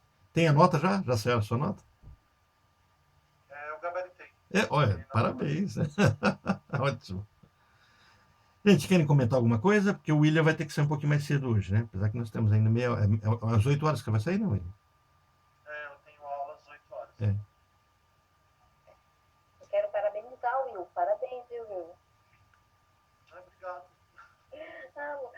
Aquela palavrinha que não consegui encontrar com tristeza, aí tu acha que não estava bem colocado, não seria frustração? A menina. Sim, ela fica frustrada. Frustrada, né? Nada, meu amor. Ok? Vou levantar uma polêmica. Vamos lá. Lá vem. Vai lá, Mackenzie. William, se prepara. Tchau. Brincadeira. Tá não, tá fugindo. Quando eu li, me veio um tema, tá? Uma coisa para se pensar. Eu não discordo que de fato ocorra, né? Essa inveja do pênis, que ocorra dessa forma como é colocado, né? Por Freud na teoria e tudo. Só que eu acho, tá, que isso é consequência de um modo de criação, certo? Das crianças, da sociedade, o modo como a sociedade se relaciona, o homem e a mulher, como é colocado os papéis dentro, principalmente na sociedade daquela época, certo? E que hoje a gente vem tentando se desvincular disso, que entra na questão da mulher, da recusa do feminino mesmo, e as mulheres estarem se masculinizando, vamos dizer assim, né? Então eu propus a mim até para eu estudar, analisar um pouco melhor em cima dessa teoria, né? Assim, a inveja do falo como consequência da sociedade de consumo, que é o momento em que, por que da sociedade de consumo, né? É o momento onde a mulher começa a sair do privado e começa a se inserir mais na sociedade masculina e patriarcal. E ela começa a recusar o feminino. E começa, então, a ter a inveja do falo. Certo? É uma proposta para se pensar. Aí você está trazendo a discussão do privado e do público, ou do privado e do íntimo? Não, eu digo privado sim, porque antes, na sociedade daquela época, vamos ver aqui, ó, Freud, eu fiz até algumas anotações, né? Essa teoria, né, da inveja do falo, Freud levantou ela em 1920, né? E pensa no contexto social nessa época. As mulheres, elas eram restritas nesse sentido. Elas não tinham vida, vamos dizer assim, profissional. A mulher não tinha. Ela não vivia na sociedade, ela não tinha uma vida social sem o marido. A mulher não tinha a sua vida, ela era a família, ela era restrita ao universo privado, certo? A sua casa, as suas obrigações, tudo era restrito ao lar. Então a mulher não tinha poder nenhum na sociedade, seja político, seja qualquer um que for, certo? Econômico, tudo era o homem, né? Tudo que se falava em sociedade era papel do homem, certo? E quando veio daí depois da Revolução Industrial, que a mulher porque a sociedade de consumo, né? Porque começou a aumentar-se a produção, os meios de produções em massa e tudo, e começou a precisar de mais consumo. E como que conseguiram fazer isso? Inserindo a mulher no mercado de trabalho. Também. Tanto como meio de produção, como de consumo. Porque a mulher restrita ao lar, ela não era um meio de consumo. Ela não tinha essa... Mas, Mariana, veja só uma coisa. Você vê que aí não foi a vontade dela, foi uma necessidade daquele momento. Não, então, mas eu digo assim, que foi uma instigação, quase que um meio político, entendeu? Quase não. Foi um meio político, porque a mulher foi, não é que ela foi obrigada. Se ela não tivesse ido, eles não aumentariam a produção. Então, não foi uma necessidade da mulher, foi uma necessidade externa. Ela precisaram dessa mão de obra. Então, ela quase foi empurrada para fora. Sim, exato. É isso mesmo. Então, não partiu dela.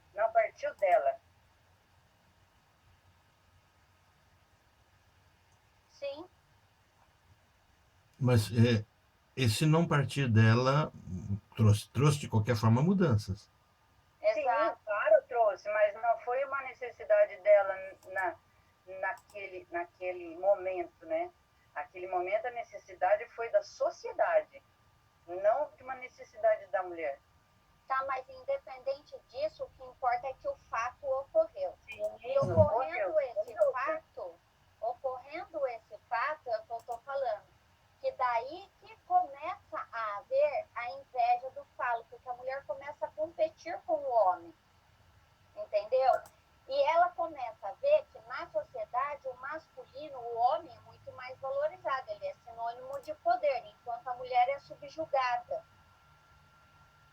E é aí que eu estou falando na inveja do falo como uma consequência da sociedade de consumo, porque como se essa cultura de inveja do falo, isso começasse a ocorrer quando a mulher começa a disputar com o homem um espaço que antes não era dela. É aí que eu queria chegar, mas eu não amadureci tudo ainda, né? Foi uma coisa que eu me propus a pensar, um tema. Talvez. Que eu me propus a pensar. Mas se a gente for parar para pensar, mesmo antes de haver uma disputa de espaço, a mulher, ela sempre teve, ela estava sempre numa posição de submissão. Então, ela sempre via o homem como o chefe, aquele a quem ela deve ser submissa. Então, eu acho que bem antes disso já existia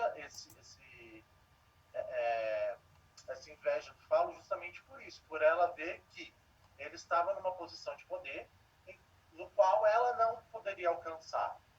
Mesmo antes dela ser inserida no jogo para a competição, ela já estava, digamos assim, subjugada. Will, vamos pensar assim. Vamos pensar assim, seguindo o teu raciocínio, tentando entrar no teu raciocínio. E se não tivesse tido havido a guerra e se não tivesse havido a necessidade de aumentar a mão de obra? Uhum. Em que ponto a mulher sairia para essa busca de igualdade? Ou não? Entendeu? É isso mais ou menos que você está falando? Não, eu acho que não. Ah, tá. Eu acho que foi no sentido assim. Pegando do que o Will falou, eu penso assim, Will, que antes não havia, mas isso a gente não tem como ter certeza. Eu ainda desconheço uma teoria, alguma coisa que fale disso muito antes, entendeu? Porque eu estou pegando aqui o contexto histórico que aconteceu, as datas, né? Em que Freud criou a teoria e o que estava acontecendo na sociedade na época, né? Em cima dessas informações. Agora, você pega assim, se a mulher não tivesse sido induzida ou a sociedade tido essa mudança para que a mulher entrasse no mercado de trabalho, talvez não ocorresse essa angústia dentro dela de querer ser igual ao homem. Entendeu? É tipo assim, quando você não conhece uma coisa, quando aquilo não existe para você, você não tem essa angústia de querer ser ou conhecer aquilo. Aí eu Sumiu tudo aqui para mim. Aí eu vou fazer o papel do advogado do diabo e até usar outra abordagem aqui, pode? Aí a gente pega, por exemplo, a fala do Jung quando ele fala do inconsciente coletivo. Se você passa um tempo numa escola onde as crianças estão nessa fase, você percebe, se você vai para uma escolinha, por exemplo, eu dava aula para berçário, você percebe que a menina, ela age de forma diferenciada em relação ao menino, justamente por essa... você consegue ver na prática o que o Freud está falando. Então, pensando nisso, pensando nessa fase, na fase que está acontecendo, o Édipo está sendo elaborado ali. Que é uma fase muito anterior ao que está acontecendo socialmente. Sim, é uma fase que a criança, a menina e o menino não estão inseridos numa sociedade onde eles precisam necessariamente competir. Você consegue visualizar isso nesse desenvolvimento. Então, eu imagino que mesmo antes, você já conseguiria ver isso, porque hoje, com tudo isso, sem as crianças estarem inseridas nesse universo da competição, você consegue ver essa atitude, verificar isso que está acontecendo. Então, acho que, como a gente não tem estudo sobre isso realmente, é uma questão do achismo. Mas se a gente pega personagens históricos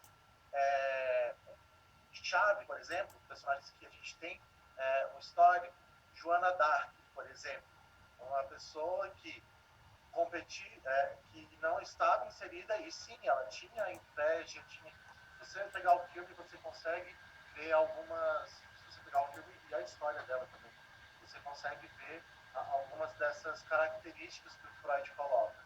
E vamos pegando algumas personalidades, digamos assim, alguns personagens históricos femininos que foram em busca dessa luta, e você percebe que existia, assim, esses traços que o Freud aborda. Porque eu acho assim, quando são menino e menina são crianças, enquanto eles são pequenininhos, eles competem. Não importa em que época, em que ano foi, eles sempre teve a competição. Só que culturalmente, conforme a menina foi crescendo, ela via que isso não era possível, porque a situação dela socialmente era de submissão. Mas os pequenininhos, eu acho que não importa se é menino ou menina, eles competem entre si, não importa em que época foi isso. É porque o que a gente coloca... Errado, Orlando? Não, está perfeito. Acho que a observação... Eu entendi o que a Mariana colocou. E assim, eu estava esperando exatamente alguém colocar exatamente o Willy que você está colocando. O que a Mariana está fazendo uma análise dessa mudança social, que é o que o Forbes está trazendo também nessa discussão de um Édipo horizontal. Ele diz assim, não existe um Édipo vertical, mas horizontal.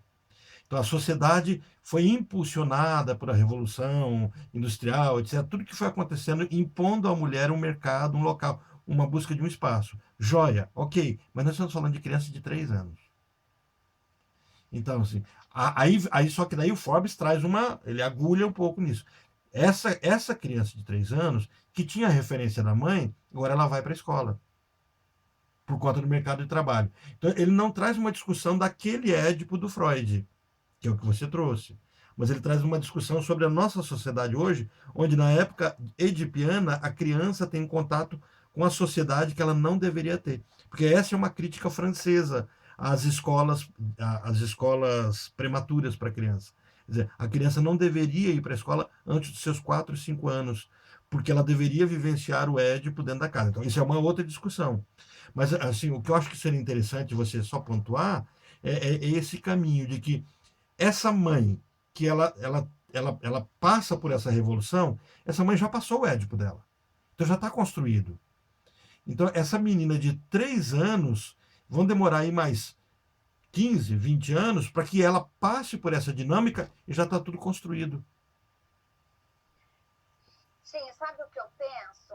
Que hoje, por exemplo, você pegar uma criança e querer estudar, você já não consegue elaborar muito bem o que acontecia antes. Por quê? Porque a criança, quando ela nasce, ela já traz memórias do que a mãe sentia, do que veio da família, passando de geração em geração.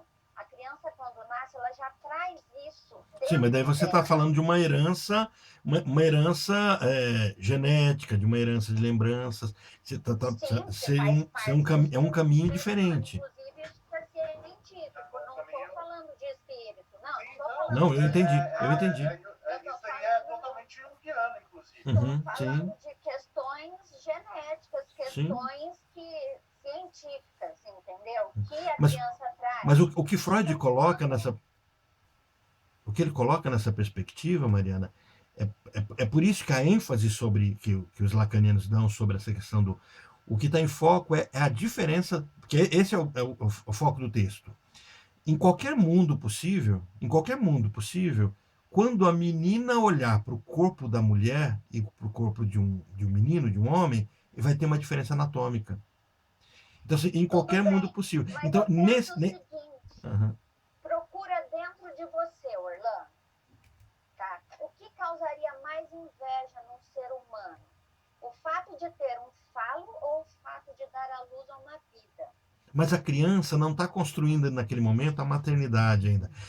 Então, eu entendi o que você está colocando, mas entendeu? Porque assim, se você for ver logicamente, naturalmente, a inveja maior seria do menino e não da menina. Sim, mas você está trazendo uma discussão.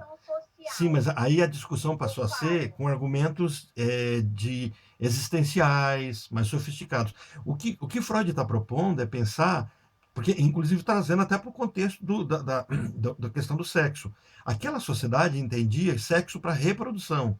E Freud está dizendo assim, o menino não pensa em reprodução. Não está construído isso dentro dele ainda.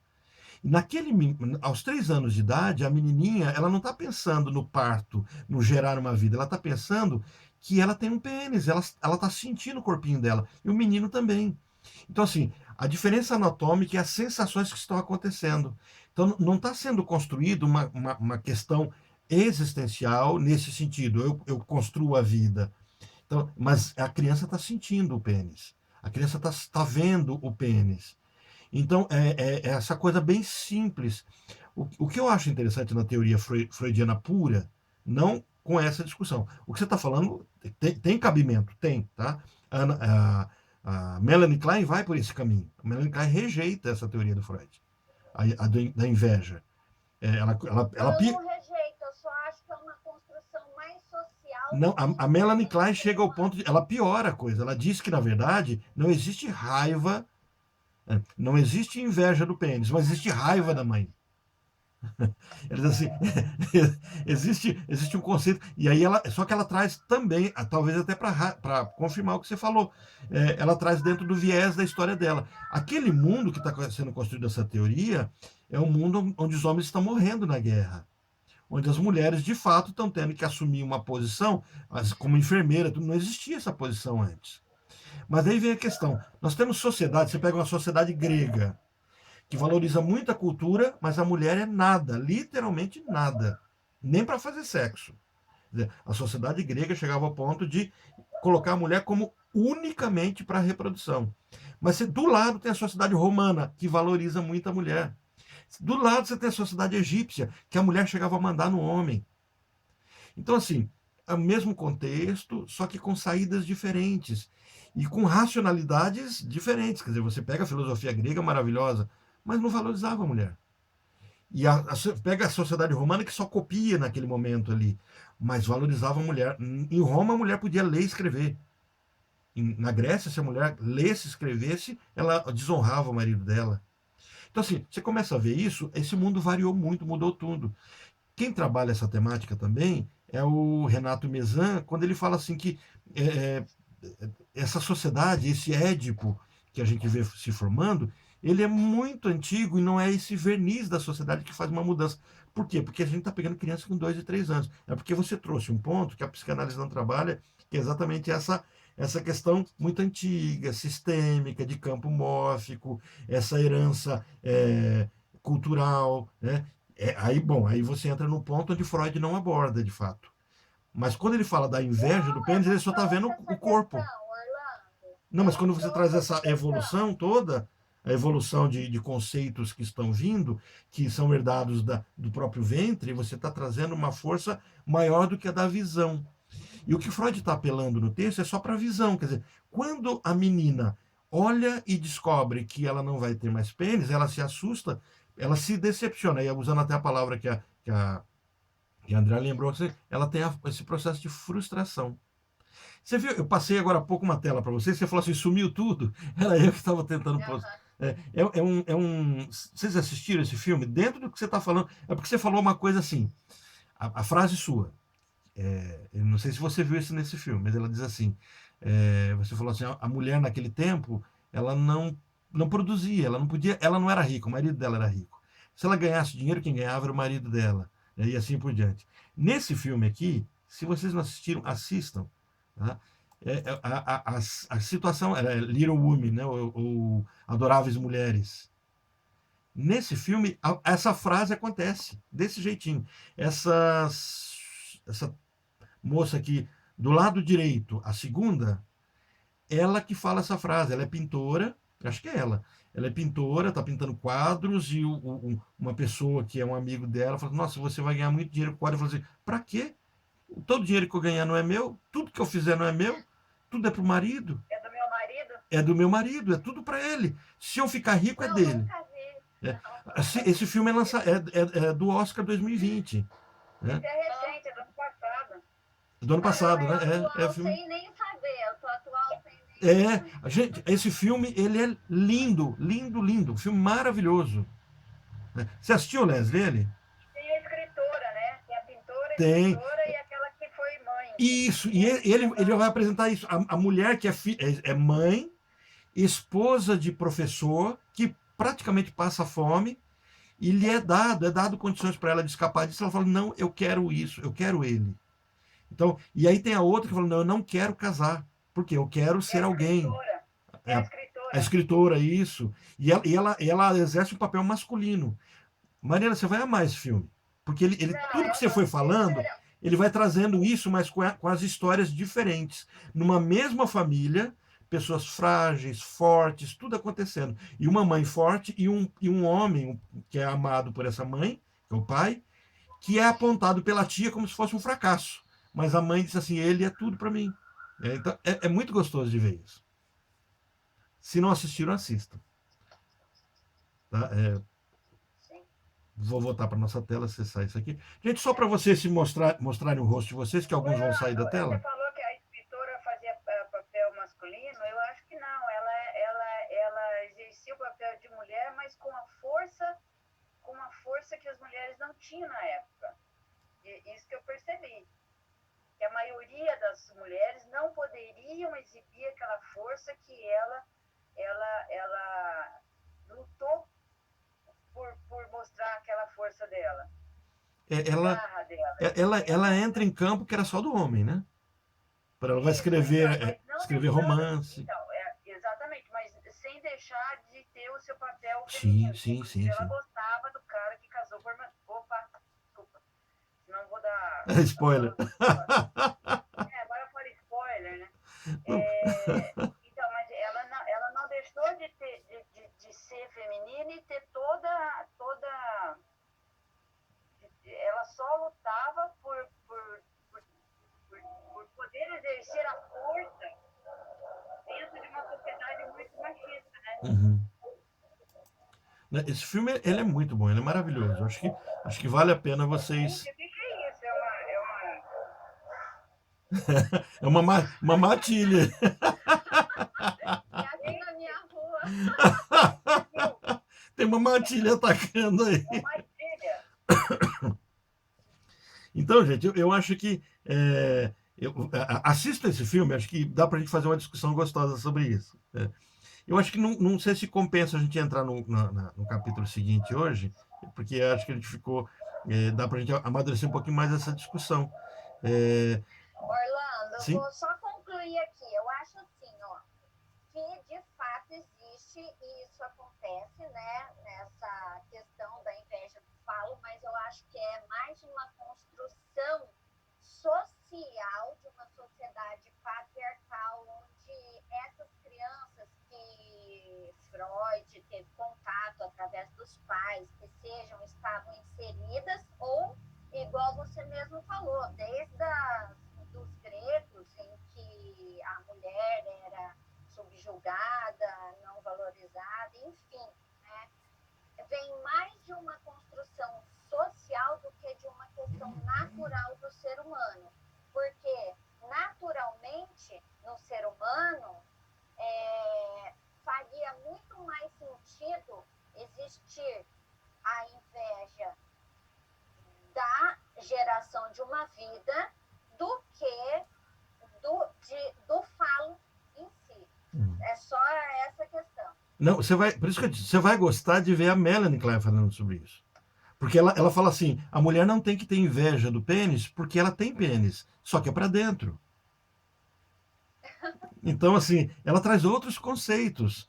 Eu compreendo o que você falou e não, assim, apesar de eu discordo teoricamente porque eu vejo base teórica, mas isso não significa que você tenha que concordar com isso dentro da psicanálise. A psicanálise não tem isso dogmático, entendeu? Por isso que eu estou te falando.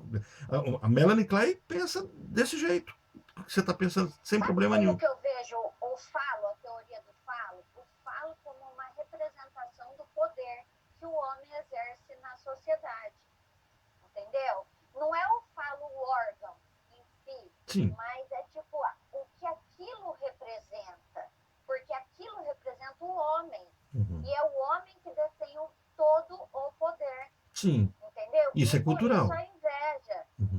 Exato, é nessa linha. Mas isso aí, entendeu? que você está falando, é o conceito secundário de falo. Porque o conceito primário é da falta, do desejo. O menino, ao ter medo, a angústia de castração, o falo está construído ali para ele como o medo de castração. Ele não avança o simbólico. Lacan coloca a coisa mais clara. Né? Ele tem medo de perder o que tem. Então, por medo de perder o que tem, ele caminha no simbólico. O falo, ele busca aquilo que ele não tem. Não tem a mãe. Então, o falo não tem a ver com o pênis em si. Então, Lacan tira, ele diz assim, o pênis é um deslocamento, é uma imagem criada. Então, o falo nada mais é do que a falta. Tanto é que ele vai colocar, existem mulheres fálicas, mulheres que se impõem. E a gente pode brincar com as palavras, né? Mulheres que têm pênis, né? Então, assim, mesmo sem ter... Aquela personagem desse filme que você falou, a escritora, era uma mulher fálica. Fálica, muito fálica. né, que impõe seu desejo, mas paga um preço social. E aí eu concordo plenamente com a Mariana. As mulheres que assumem, né, e é o caso das histéricas, as mulheres que assumem enfrentar, elas pagarão um preço social. E algumas, nesse filme, algumas não assumem pagar o preço. Algumas assumem o preço de. Algumas assumem o papel. Falam, não, eu quero ser esposa só. Esposa, uma é esposa e pobre, né? A outra fala assim, não, eu aceito ser esposa rica. E a outra aceita, não, eu não quero ser esposa. Em determinado momento ela se vê sozinha.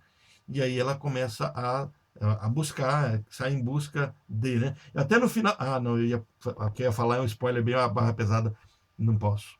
Não, ela não sai em busca, vão ao encontro dela. Pois é, mas será aquela história final ela é real ou foi só contada por ela?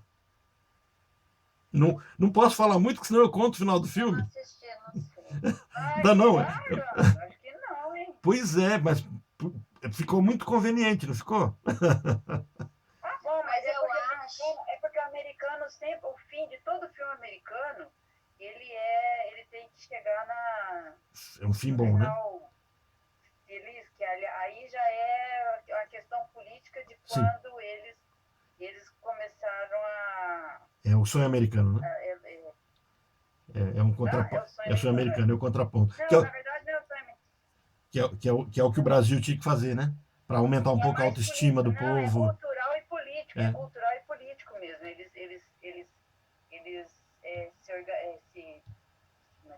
se concentraram na ideia de que o americano sempre teria um final feliz. E para fortalecer o Não, americano. porque essa foi uma atitude antimarxista, né? Por isso que eu falei assim, o Brasil precisava aprender com isso para melhorar um pouco a autoestima das pessoas. Né? Isso, American Way of Life, exatamente. Modo americano de vida. Bem isso. É o que o Orlando de Carvalho... Orlando, né? Olavo. Olavo. Orlando não. Enquanto a gente não tiver uma bibliografia nacionalista, não tiver filmes, livros, teatro, música, tudo voltado para a questão nacional, nós não teremos muita saída. Sempre vai estar emprestando, né? Ou empresta americano ou empresta francesa, né? Agora, saindo um pouco do tema, o comparativo é o gaúcho, né? Ver como o gaúcho é arraigado às tradições dele, porque o tempo e o... Não. Tempo e o vento? O tempo e o vento, tempo e o vento. 7 mulheres. A família, a casa de 7 mulheres, maravilhosa também, né? Então, você não tem livros, assim, por exemplo, lá do Nordeste, do Centro, do Paraná, né? Agora o gaúcho tem. Exato.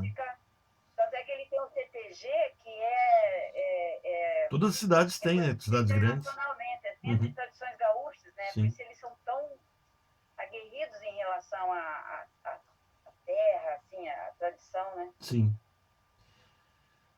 Gente, então eu desafio vocês a ler todo esse texto, tá? Eu acho que vale a pena mesmo, porque ele é muito rico. O que eu falei para vocês foi só um rascunhozinho, ele traz detalhes, ele em parte, assim, é denso, né? Porque ele tece detalhes sobre a sexualidade e onde é que ele chega. Eu imagino aqueles médicos daquela época, aqueles estudantes, escutando ele falar, Hoje você não teria coragem de ler esse texto do jeito que ele está, assim, com tranquilidade, diante de seus familiares, com todo mundo ouvindo. Você ficaria com vergonha de muitas coisas, né? Porque ele traz detalhes sobre a sexualidade, sobre os fetiches. Agora imagino 1916, né? A coragem desse homem. A gente tem, no mínimo a gente tem que tirar o chapéu, porque dos dois, ele era louco ou era muito corajoso de trazer essa temática, né? E a busca dele, porque agora no nosso próximo capítulo, né, a discussão passa a ser, vai ser muito do mesmo. A gente já falou sobre a psicossexualidade, esse avanço, e agora ele vai fazer esse vínculo, porque agora ele quer chegar na questão da neurose. Então eu espero no próximo encontro nosso, a gente construir 2 capítulos, né? Então hoje era para fazer o 20 e o 21, mas ficou ótimo essa exposição do William sobre o texto dele, porque completou, acho que deu uma fechadinha no tema, né, na questão disso e dessa discussão também sobre essas mudanças. mudanças paradigmáticas sociais, né? E no próximo a gente vai avançar nessa psicossexualidade, o nome é diferente, e avançarmos também nas questões das regressões. Então fazemos 2 capítulos para daí a gente entra de sola para compreender de fato as neuroses. Então, como é que é, diante de todo esse cenário, o que é uma histeria? Que é o que é de fato o desejo de um histérico e de um obsessivo? Aí vai ficar mais claro para a gente ver isso. Certo, gente? Vamos todo mundo mostrar o rosto para tirar foto? O William já saiu, acabei não pegando foto com ele, né? Saiu o William aqui, mas. Por que é isso, hein? Ele tinha uma aula agora. A foto? Ah, é recordação. Oi, Flávia. Flávia tá assumida também. Você já tinha um monte de foto, nossa. Ah, mas isso vai ficar para a história. É é a folha de chamada, Leslie. É chamada. É para saber quem está presente. Ai, Jesus. Vai lá, Leslie, só falta você. Ó, meu pijaminha que não pode sair. Ai, delícia. Tânia. Gente, sabe, eu queria propor um desafio qualquer hora. Quem que tem coragem de mostrar da cintura para baixo? Porque aqui eu deixo tudo isso né? Eu não tô, mas ao contrário. A calça é pior que a blusa. É igual, Todo mundo aqui bonitinho. é igual o repórter. Repórter de terno e gravata tá de bermuda embaixo. Eu não posso dizer que eu tô de moletom e meia. Não posso contar isso. E usando uma croque no pé. Só moletom e meia? Moletom, meia e croque. Eu tô assim, lógico que tem as suas dificuldades, mas essa história de se arrumar da cintura pra cima, ninguém sair de casa, não pegar carro, não pagar estacionamento. Não, eu acho um barato o meu cabelo. Eu acho que até o final desse Covid eu vou fazer trança aqui. Eu tô tendo a experiência de passar muito tempo sem cortar o cabelo, né? Não, mas para mulher, né, é mais. Agora, bom, tudo bem que mulher tem os retoques, né? Ah, eu tenho que. Hã? Por que você tá indo cortar o cabelo? Tá com coronga? É o coronga. Eu não quero ir na clandestinidade. Eu já fui cortar 2 vezes o Mas, cabelo. mas você está indo na clandestinidade. Eu tô lutando para não ir. A hora que falar, não, tá liberado. Eu tenho que ir na clandestinidade do sistema, do meu marido, porque ele, nossa, Eu já pedi para a esposa cortar, ela tá com medo. beijo.